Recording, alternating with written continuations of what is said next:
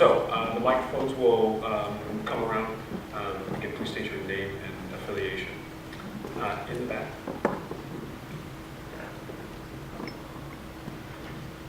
Hi, I'm Andrea Charters from Potomac Law Group. I was very interested in all your comments about investment into Latin America or other countries. And I'm wondering if you do any work at the Senator's office on investment coming into the United States from these countries. Yeah, we have looked at it actually. It's a fraction of what goes into the region, but there is actually, we are looking at it. We're also looking at it in terms of Tennessee. We've been working with CRS to actually get a better handle on the investment, because it is coming in. I mean, Carlos Slim, for one, has quite a few investments here in the United States, and there are others as well, actually. And it's increasingly, I guess Pan Bimbo bought Sara Lee, for example. Not a small thing. I don't know how I feel about Bimbo bread trucks running around, but at any rate. No, we are looking at that. We think it's actually part of that synergy.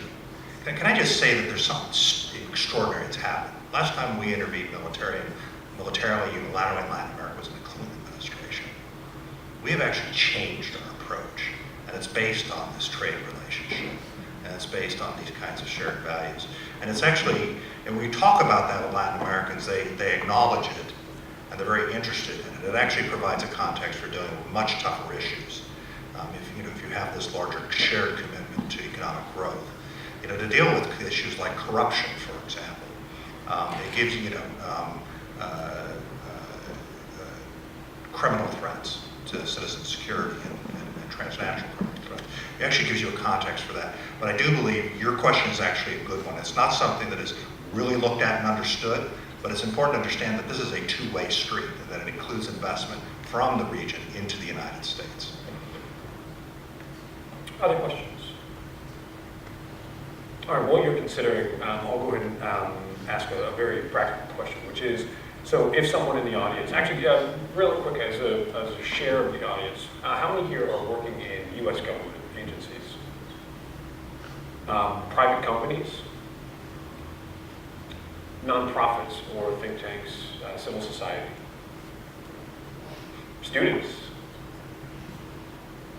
All right, great. Okay, so just that you have a sense of the breakdown. So if somebody here is coming from an embassy, an industry, or as a representative, and they would like to engage with the U.S. Congress, they could be advocating on behalf of an LDC or work at an embassy that is an embassy. From a practical perspective, who should they be talking to? What formal mechanism exists to incorporate their development-related concerns into what we think of as U.S. trade policy? You mean government, our government, or anyone at all?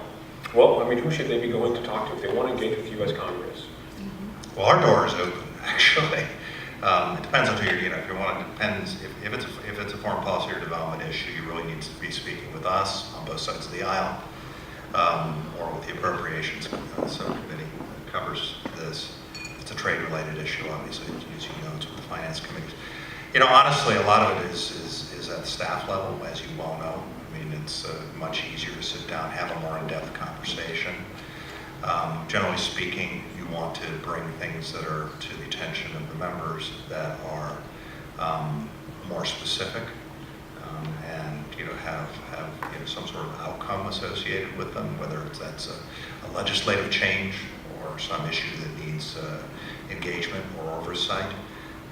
So the best, really, I'm almost extraordinarily, and Ned knows this because he worked on the Hill, amazed at how transparent, permeable the Congress is. It's sometimes hard to get people's attention, but you actually can engage. When I was at the State Department, that was not the case. The public wasn't running around. You would take meetings, but they were pretty scripted, the big disconnect is we don't get to talk directly, mostly, with folks from the executive branch. When we do talk, it's usually a set-piece discussion. We have questions they're supposed to answer. We don't get a lot of candid feedback, to be honest, except when we go to the field. If you're in the field, and you get much better chance of doing that. So I think that's actually a problem with how we function, because I think that it's actually, and it causes an artificial disconnect. That's at least the kind of frustration you were expressing.